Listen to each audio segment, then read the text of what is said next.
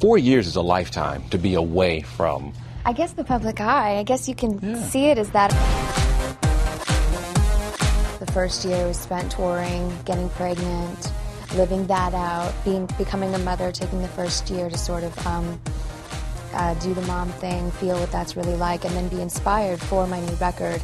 Then I accepted the movie Burlesque, and that was another almost a year away from the public eye per se. So it's been a lot of work in the progress. And the song is called You Lost Me. And right then and there, I think it sets the tone for what I wanted was a very raw and real feeling, kind of falling apart of your whole world. You co-wrote this, and this is really a good time in your life. So where did this come from?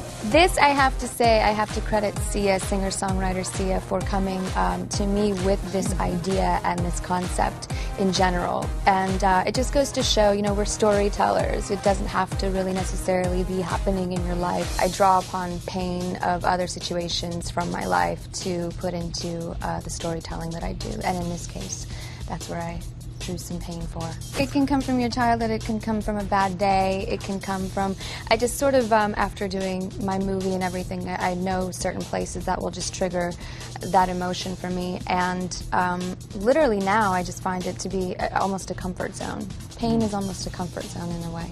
Really? At times, yeah. It can come from a very inspiring place. I think a lot of artists will tell you that. I feel lucky that I'm always inspired by something new and something different, and I think that's also why I chose Anthony Mandler. I'm a fan of his work, and I love how creative he is as an artist himself. I really respond to artists, and that's my comfort zone. That's where I get off. And you know, Anthony Mandler, one of my favorite things that he did was it was actually a Jay-Z commercial where everything sort of changes in his environment around him except for Jay-Z, and it almost looks like it's like a one take, but his entire environment keeps changing around him and taking you into different modes of his career, and that's sort of the world that we created here. You know, even though it's sort of a standalone looking performance, the world around me will be changing, and it's very inspiring in a way, because this video will take you from a very dark place, feeling that way emotionally, to pretty soon you'll see me build my strength, and by the end of the video it's like I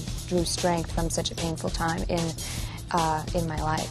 You played around with how fun it might be to kiss a girl in your last video, and people kind of stirred it up, and they were like, "Oh Lord, oh Lord." It's always something that chaps, this, right, that. It's, you know, going back to the dirty days. Yeah, I kind of inspired a little controversy along the way, but you know, it's funny, when I'm doing these things, I don't even realize that they might be seen as controversial in a sense, because I am such an open and honest person and comfortable in my own body and in my own sexuality. It's just a really funny thing sometimes that people, I don't know, maybe aren't comfortable 100% with their own sexuality in a way. But that's why, you know, sometimes it's fun to do these things too, to provoke conversation. Is it hard though, balancing that act with, like, you know, that's somebody's mama. That's Max's mama. I know, it's so weird. It's like telling a painter, like, you don't paint nude women now that you become a parent. It's like you still have to express yourself as a human being, and especially I think as a woman, we're so shamed for our sexuality, and you know, we're so seen as just being, you know, supposed to be this one-dimensional creature, and I think that's so unfair. And